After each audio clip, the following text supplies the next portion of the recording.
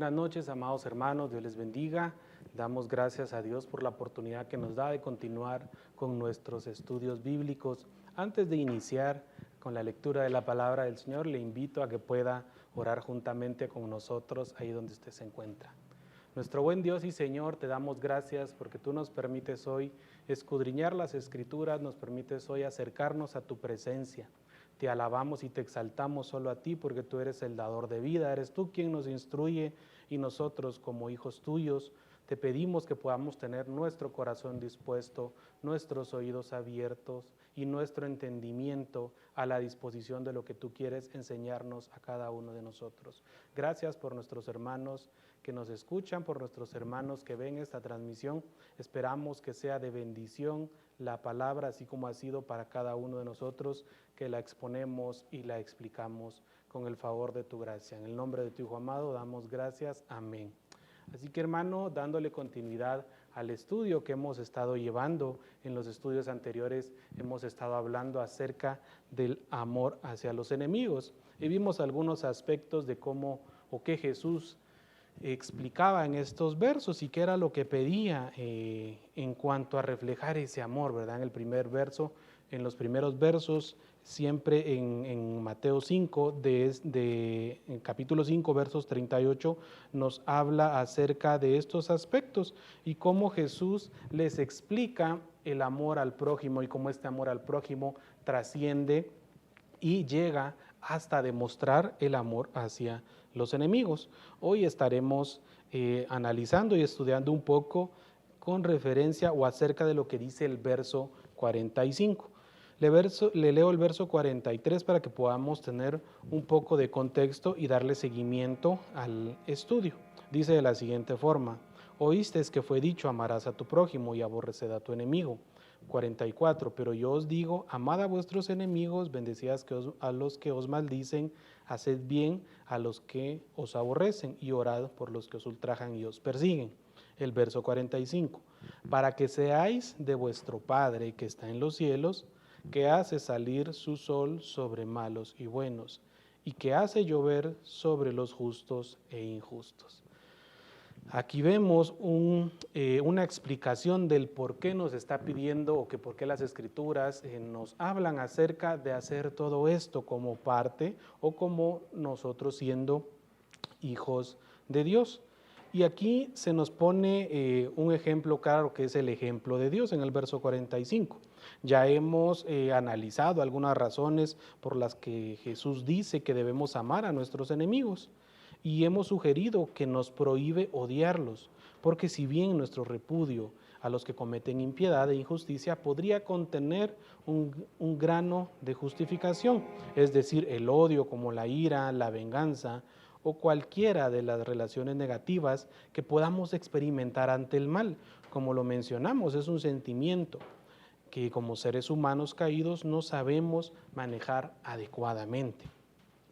Haremos mejor pues en dejar todo esto en las manos de aquel que sí juzga justamente toda clase de sentimientos, sentimientos de venganza, sentimientos de odio, sentimiento de rechazo o descalificación, y definitivamente por la gracia de Cristo mostrarle amor a aquellos que nos han ofendido.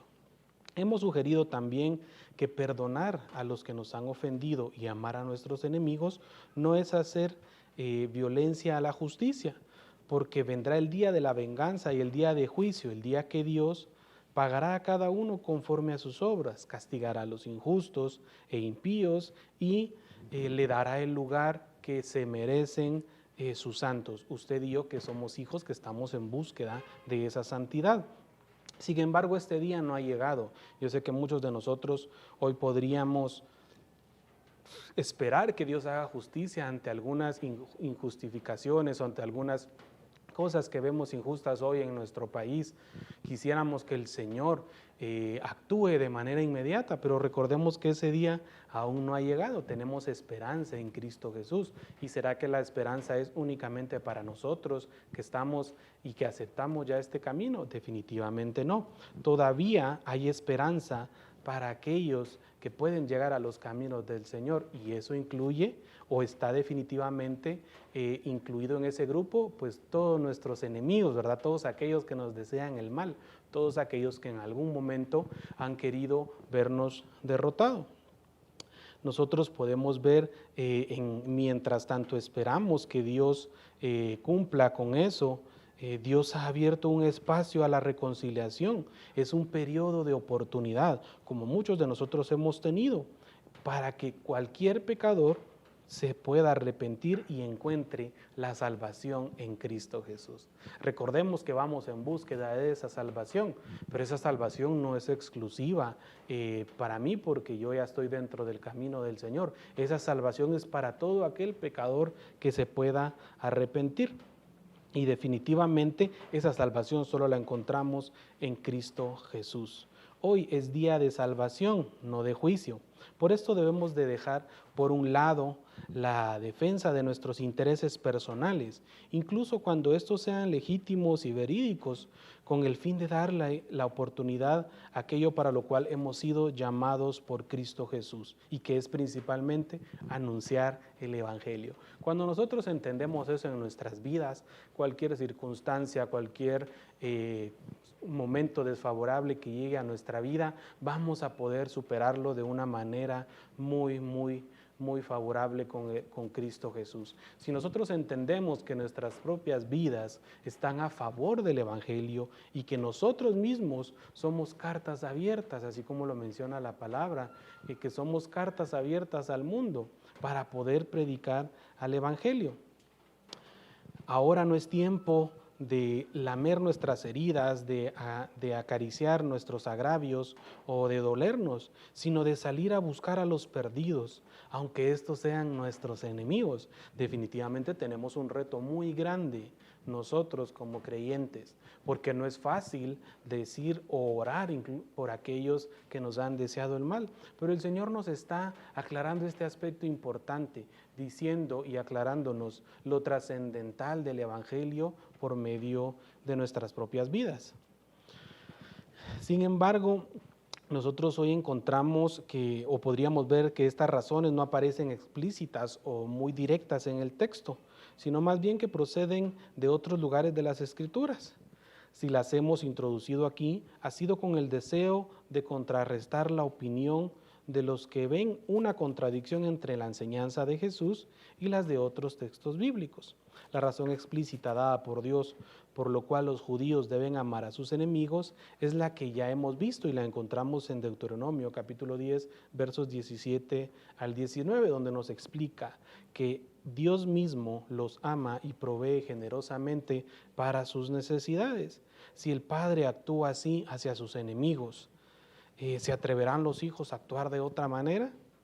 Si aquel que en el día futuro intervendrá en juicio contra ellos tiene por el momento un propósito para traerlos con amor, no queriendo que nadie perezca, tal y como lo cita segunda de Pedro capítulo 3 verso 9, no queriendo que nadie perezca, sino que todos vengan al arrepentimiento.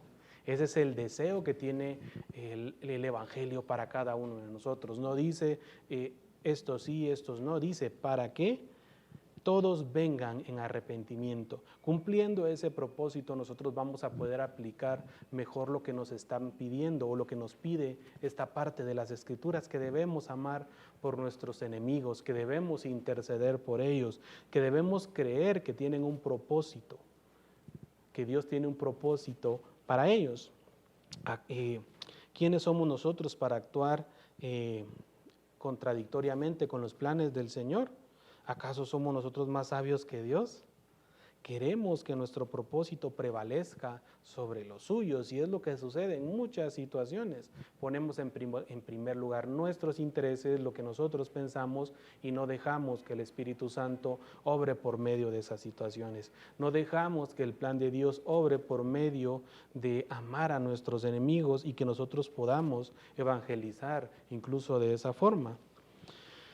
Y si nos cuesta quitar esos sentimientos hacia quienes deben recibir nuestro amor y nuestro testimonio, recordemos lo que Pablo nos enseña en Romanos capítulo 8, versos 6 al 8, que fue cuando nosotros éramos enemigos suyos, cuando Cristo nos amó hasta poner su vida por nosotros. Estos versos nos aclaran que Cristo puso su vida por nosotros, aún nosotros no habiendo recibido, es decir, estando nosotros y siendo enemigos de Dios, no estando dentro del Evangelio. Cristo ya había pagado un precio muy alto por usted y por mí. Era únicamente que nosotros accediéramos para poder optar a ello. Sin embargo, así como nosotros recibimos esa gracia, recibimos esa misericordia, así es para todos aquellos que aún no tienen ese privilegio que usted y yo tenemos de estar dentro del Evangelio. Este reto es bastante grande y aquí nos aclara esto al decir, para que seáis hijos de vuestro Padre. Cristo no quiere decir que la imitación de Dios sea la manera por la cual lleguemos a ser hijos suyos. Eso sería poner primero el carro y después el caballo. Aquí nos está aclarando, el hijo imita a su padre porque ya es su hijo. Es decir, nosotros imitamos a lo que nos está pidiendo Dios al imitar a Cristo porque ya somos hijos de Dios. Ya pertenecemos al reino de los cielos y por lo tanto tenemos que reflejarlo. No quiere decir que vamos a llegar a hacerlo en un futuro, no quiere decir que vamos a hacerlo posteriormente. Lo que este verso nos está aclarando, para que seáis hijos de vuestro Padre. El hijo imita al Padre porque ya es hijo, no para poder llegar a serlo. En Efesios capítulo 5, versos 1 al 2, nos menciona este aspecto muy importante. Nosotros llegamos a ser hijos de Dios simplemente por la gracia, por la pura gracia de su voluntad. Pero una vez hechos hijos, esto se manifestará en que lo imitemos. No en el día posterior, no más adelante, no cuando todo sea perfecto. Nosotros tenemos ese compromiso. Muy aparte es que no lo hayamos comprendido de esta forma y que no lo hagamos, pero la responsabilidad que tenemos hoy por hoy es aclarando este aspecto. Nosotros ya somos hijos de Dios y por ende y por lo tanto tenemos que imitarle, sí o sí, con lo que Él nos está pidiendo. Él en su gran amor y su misericordia nos está pidiendo este aspecto de amar a nuestros enemigos cuando Él también lo hizo.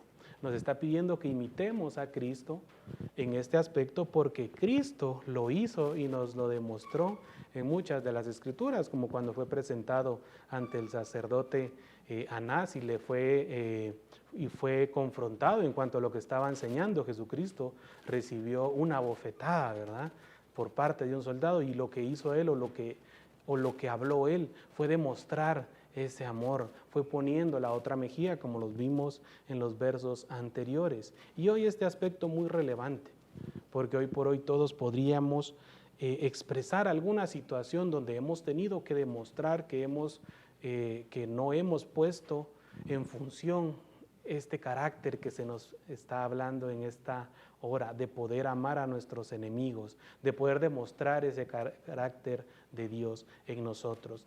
Y pues hay mucho más que hablar de ello y le vamos a dar el tiempo a Pastor Eliseo para que pueda continuar con este agradable estudio. Dios les bendiga. Al continuar nuestro estudio en esta noche, mis hermanos, seguiremos diciendo en cuanto a lo que ha adelantado, por decir, nuestro hermano pastor Bernabé, y tenemos que pensar de nuevo. Lo que vemos acá en este estudio que estamos llevando a cabo, dice que el Padre es el que hace salir su sol, según el versículo que leyó nuestro hermano, sol sobre malos y buenos, y llover sobre justos e injustos. No tenemos de paso que para Jesús el sol y la lluvia no son meramente ocasiones de proceso de la naturaleza. Aquí podemos pensar un poco en Sibume, que acá en Guatemala nosotros nos caracterizamos por ver a través de nuestras redes sociales cómo va a amanecer el día de mañana, o estamos pendientes de qué pasó con la tormenta que viene a tal lugar, y que ahí viene una onda fría, que viene una onda del este, y así pasamos y algunas cosas no se cumplen. Decimos, bueno, pero si en Sibume nos dijo tal cosa, que iba a haber lluvia esta semana, y al final no hubo nada. Bueno, la verdad es que esto es en Sibume, pero la naturaleza es tan especial, hermanos, siempre está cuando Dios decide las cosas. Por eso el Señor Jesús dice que Él es el que hace salir sobre su sol, sobre buenos y malos, y hace llover sobre justos e injustos. Viene de la mano o proveniente de la mano soberana de nuestro Dios. No es solo que el sol salga o que la lluvia caiga, sino que Dios hace salir su sol y hace llover, y el sol y la lluvia son suyos y obedecen a la voz de su maestro, de su creador. Y entonces aquí tenemos una enseñanza muy importante, mis hermanos. Si nosotros vemos que la naturaleza es tan obediente a la voz de su creador, a la voz del maestro, pues nosotros tenemos que pensar un poco, y lo que ya dijera el pastor Bernabé, que nosotros llegamos a ser hijos de Dios y tenemos que caracterizarnos por ser hijos de Dios. Y esa es la parte más difícil que nos ha costado a nosotros como hijos del Señor, como seguidores del Señor, como discípulos del Señor. No estamos reflejando muchas veces el carácter de nuestro Padre Celestial, el carácter de Jesucristo. Y entonces uno dice, si la naturaleza es tan obediente a la voz de su Creador, pues nosotros mismos, hermanos, tenemos que reflexionar y pensar en que debemos de ser obedientes también a la voz de nuestro buen Dios. Entonces tenemos que pensar un poco esto. Por supuesto, los piadosos verán el sol y la lluvia, evidencia la buena providencia de Dios, y darán gracias a ello. Pues yo no sé si usted esta mañana se levantó y ya le dio gracias al Señor, porque, por ejemplo, acá en San Juan, en la capital, no ha estado lloviendo mucho como en la costa sur, como por Alta Verapaz, Baja Verapaz, el oriente, que vemos ríos desbordados últimamente en estos días. Pero acá en la capital, en San Juan, pues no hemos visto tanto esta lluvia. Pero anoche que estuvo lloviendo un poquito, las 2 noches por supuesto, ¿qué hemos hecho? Nos hemos levantado a darle gracias a nuestro Padre por ello y decirle gracias, Señor, porque esta es tu voluntad, porque tú quieres hacernos llegar la lluvia, hacer salir el sol sobre nosotros. Es nuestra responsabilidad, mis queridos hermanos, de siempre darle gracias al Señor por todo lo que Él nos quiere dar. Los impíos solo verán las fuerzas de la naturaleza. Eso hacen ellos, ¿eh? La fuerza de la naturaleza, ¿qué vamos a hacer? Y serán ingratos, sin duda.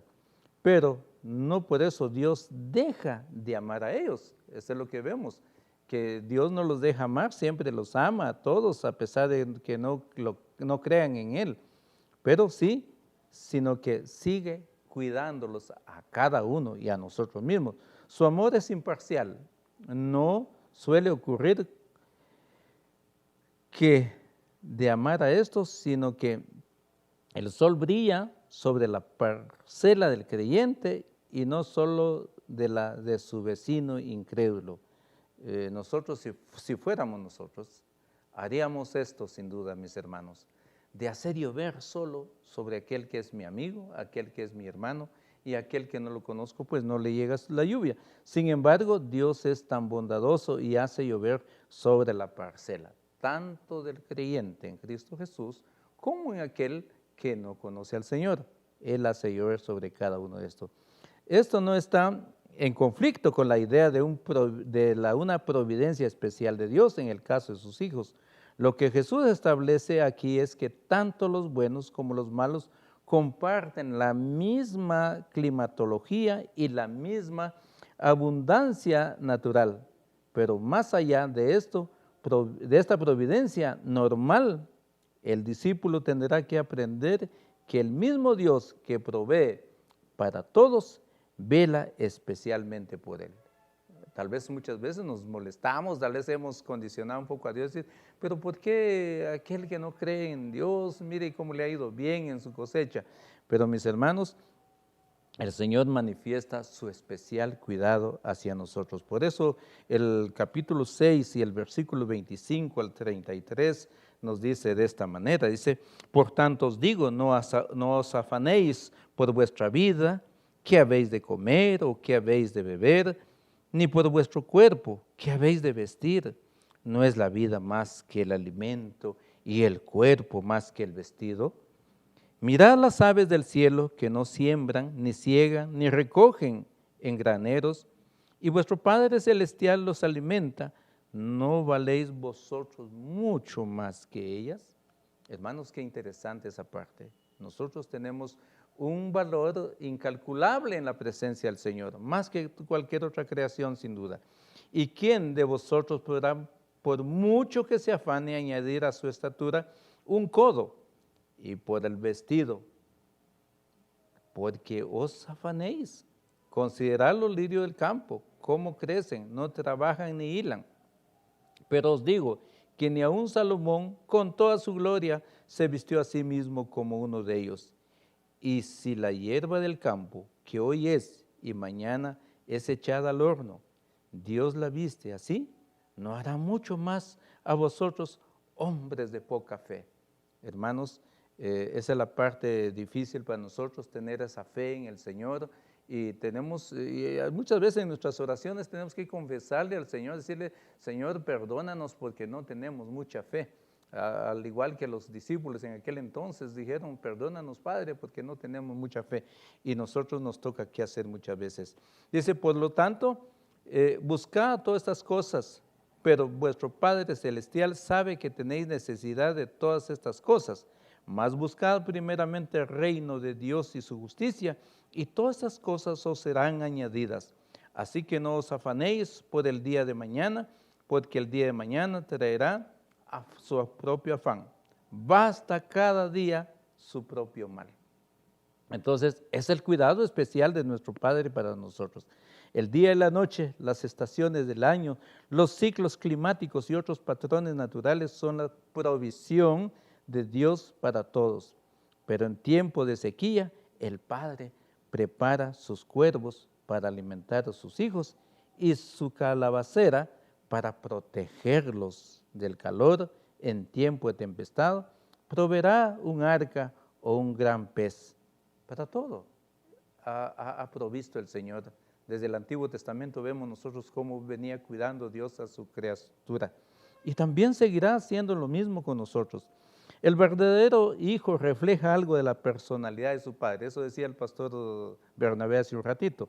Nosotros debemos reflejar la verdadera naturaleza de nuestro Padre.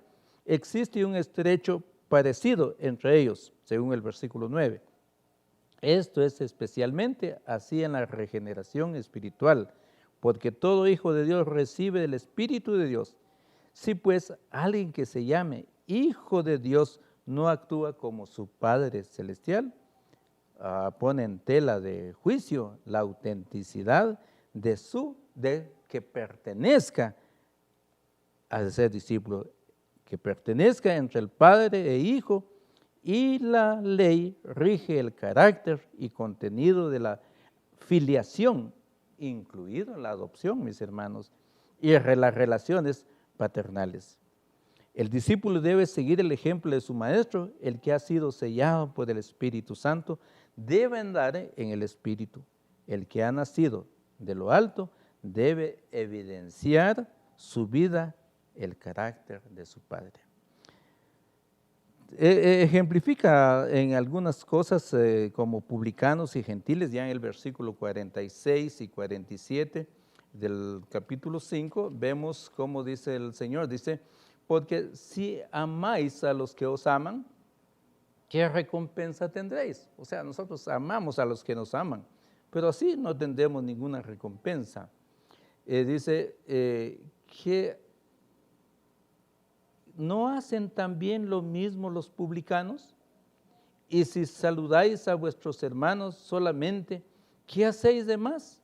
¿No hacéis también así, no hacen también así los gentiles? Nos comparan, publicanos con gentiles. Que aquellos, que nosotros, ¿qué podemos más ganar? Nada, ¿verdad? Así pues, en su manera de vivir y relacionarse con los demás, el discípulo deberá estar a la altura de su Padre Celestial. Pero si se limita a cumplir la interpretación rabínica, se encontrará siguiendo no ya el ejemplo de Dios, sino el ejemplo de los publicanos y gentiles. O sea, si nosotros no evidenciamos el carácter de nuestro Padre, ¿qué estamos haciendo? Sencillamente vamos a evidenciar el carácter y llegamos a ser comparados con los publicanos y los gentiles. En esta genialidad, las palabras concluyentes, llenas de ironía, de Jesús desenmascara la superficialidad de la moralidad de los escribas y fariseos. Pero debemos tomar en cuenta, aquí no está solo desenmascarando, digamos, la moralidad la superficial de los escribas y fariseos, sino a nosotros mismos, mis hermanos, en nuestras iglesias. ¿Cómo nos comportamos? ¿Cómo nos comportamos en nuestra sociedad, en nuestras comunidades? Debemos tener todo el cuidado necesario, hermanos, para no evidenciar el carácter de publicanos y gentiles, sino evidenciar el carácter de nuestro Padre que nos transformó un momento y nos llamó para ser llamados hijos de Él. Ellos hacen alarde de su piedad y justicia infinitamente superior a los gentiles. Es lo que hacían, hacer alarde, y tal vez nosotros lo hemos hecho en alguna oportunidad, hermanos. Cuando alguien no anda bien, pues tal vez es objeto de desprecio en algún momento, porque nosotros nos creemos tan bien, tan santos, pero debemos tener el cuidado necesario. Tenemos que reflejar el carácter de nuestro Padre, que es todo amor. Entonces, nosotros digamos, a quien ama a los de su propio círculo y odia a sus enemigos, solo sigue la inclinación de sus propios intereses creados, y en eso no se distingue en nada del pagano más perdido. Aunque ser caído, egocéntrico, es capaz de amar cuando le interesa.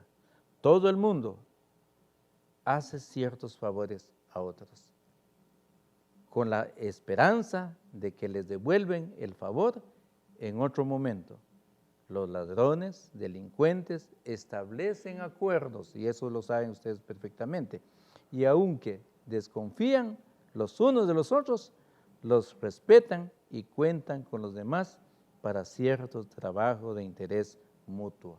Y nosotros, más que ellos, somos distintos y debemos reflejarlo en nuestra vida diaria, en nuestras iglesias, en nuestras comunidades, en la zona, con nuestros vecinos, qué sé yo, con dónde usted puede convivir y dónde puede estar viviendo, pues debemos reflejar ese carácter de nuestro Padre Celestial. Ahora sí, para continuar el estudio vendrá nuestro hermano pastor Eliseo Borot, y para él queda ese tiempo.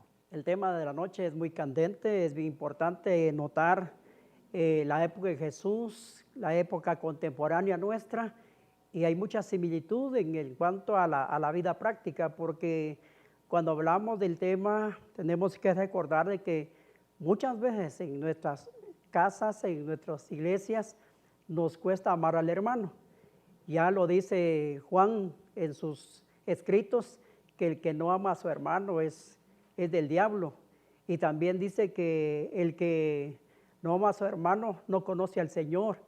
Y ahora Jesús, entablando esta plática con sus contemporáneos, los escribas, fariseos, la época donde había mucho conocimiento bíblico de muchas personas basado en el Antiguo Testamento, es importante notar de cómo poder presentar el tema y poder decir qué gran reto para todos. Amar al enemigo. Amar al enemigo no es fácil. Cuando pensamos en eso, Jesús contempla los dos grupos sociales más despreciados de la época por los judíos religiosos. Una de ellas eran los gentiles, según el verso 47. Los gentiles eran gente despreciable. También porque ellos ignoraban la ley y estaban alejados de Dios. Por otro lado, estaban los publicanos. Los publicanos, según el verso 46, ellos estaban dispuestos a traicionar y a extorsionar a su propio pueblo, sirviendo como recaudadores de impuestos para los romanos opresores. E invita a sus oyentes a considerar que ellos De hecho, se aman entre sí y se saludan afectuosamente, según lo menciona el verso 46 y 47. Cuando ellos se encontraban por la calle, ellos se saludaban afectuosamente. Sin embargo, la escoria de la sociedad es capaz de cumplir con la ley. No se supone que Levítico 19:18 tiene que significar algo más que esto. Por supuesto que sí. El pasaje menciona: no te vengarás ni guardarás rencor a los hijos de tu pueblo, sino amarás a tu prójimo como a ti mismo, yo Jehová. Bueno, desde el Antiguo Testamento había este tema importante de amar al prójimo. Antes de dejar esta sección, notemos las dos preguntas que Jesús plantea en estos dos últimos versos. ¿Qué recompensa tenéis? ¿Y qué hacéis más que otros? Según el verso 46 y 47 de Mateo 5. Repito las dos preguntas. ¿Qué recompensa tenéis? ¿Y qué hacéis más que otros? Posiblemente la mención de recompensa en este contexto se deba a que el texto de Proverbios 25, 21 y 22 es bien amplio en el tema y dice: si el que te aborrece tuviere hambre, dale de comer pan, y si tuviere sed, dale de beber agua, porque ascuas amontonarás sobre su cabeza y Jehová te lo pagará bien. La respuesta es: si queremos quedar bien con el enemigo, no solo debemos darle pan y agua, sino que también debemos favorecerle en darle las brasas para que él pueda juntar fuego en un amanecer o en un anochecer. Eso de ascuas de fuego era cuando alguien, la costumbre antigua era que el que juntaba fuego tenía el carbón encendido, lo ponía en una olla y se lo llevaba al vecino, porque no había eso de carteritas y todo lo demás, ¿verdad? Entonces se necesitaba de ascuas de fuego. Era un favor lo que se hacía porque el fuego daba vida. Así que qué importante es este texto de Proverbios 25, 21 y 22, que ya hemos visto estaba presente en la mente de los judíos siempre que se trataba el tema de la caridad, y ya que sin duda no estaba lejos de la mente de Jesús tampoco. Bueno, entonces qué importante: si el que te aborrece tiene hambre, dale de comer pan, y si tiene sed, dale de beber agua, y el Señor te recompensará. O sea, aquel texto que más explícitamente exige amor a los enemigos, habla de la recompensa divina. Ahora, es como si Jesús dijera: vosotros pensáis que Dios, al veros amar a vuestros hermanos, se complacerá hasta el punto de daros una recompensa, pero pensad que la enseñanza explícita de las Escrituras es que la recompensa será para aquel que muestra amor, no a su hermano, sino a su enemigo. ¿Qué galardón tendréis si solo amáis a los vuestros? Pero si hacéis lo que yo os mando, dice Jesús, y amáis a vuestros enemigos, las mismas Escrituras dicen que tendréis un gran galardón de parte de vuestro Padre. Con la pregunta: ¿qué hacéis más que otros? Jesús vuelve a una idea ya mencionada en el verso 20. El problema con la justicia de los escribas y fariseos era que no bastaba para darles acceso al reino de los cielos. Para que fuera suficiente, tendrían que ir a más o mucho más. Y Cristo acaba de dedicar una veintena larga de versículos a poner ejemplos de lo que los discípulos tenían que hacer para superar la justicia de los fariseos. Los rabinos decían esto y aquello, pero Jesús sube el listón y dice que algo mucho más profundo y exigente en la vida de sus contemporáneos. Ahora señala que si los discípulos no aprenden a amar a sus enemigos, no solamente dejarán de superar la justicia de los fariseos, sino que ni siquiera superarán la de los gentiles y publicanos. Qué gran reto para aquella época, pero considero también que para el día de hoy es lo mismo para nosotros. Qué difícil es amar al enemigo. Amar al hermano, cuando todo va bien, es fácil, ¿verdad? Cuando tener que amar a papá, mamá o a algún hermano en carne, es fácil cuando todo va bien. Cuando tenemos que invitarnos las gaseosas, cuando podemos que comer juntos, todo va bien, eso es fácil. Pero hay alguna dificultad, ya nos aleja. Y mucho más pensando en el enemigo. Pero, ¿qué hacemos más que los no creyentes? En el caso de nosotros, ¿en qué cosas le superamos? Dios ha hecho más por nosotros que por los demás y por consiguiente, con razón, espera de nosotros más que los demás. Pero, ¿qué hacemos nosotros más que los demás? ¿En qué está nuestra vida por encima del nivel de la de los hijos de este mundo? No podemos esperar la recompensa de cristianos si no nos elevamos sobre la virtud de los publicanos. Pero esta pregunta también anticipa la enseñanza del verso 48. La nota dominante de la antítesis ha sido que tenemos que ir más allá en nuestro concepto y nuestra práctica de la justicia, ir a más. ¿Hasta dónde? Pues, hasta la perfección. Dios no se conforma con menos. Así que, mis hermanos, mis oyentes, qué difícil el tema, pero si está ahí es porque sí se puede, ¿verdad? Sí podemos avanzar. Es un gran reto. El gran reto es amar al enemigo. Y Dios nos ha dado el gran ejemplo en cuanto a enviar a su Hijo, y Jesús lo ha presentado claramente. Ahora nos toca a nosotros vivir esta parte de amar al enemigo. Bueno, entonces, si por alguna razón usted tiene algún problema, alguna dificultad con alguna persona y esa persona se ha convertido en su enemigo, entonces aquí está el reto. El reto es amarlo. Y amarlo como Jesús lo demanda. Así que, mis hermanos, qué importante el tema de la noche. Vamos a orar y poder decir que Dios nos ayude ante el gran reto que tenemos el día de hoy.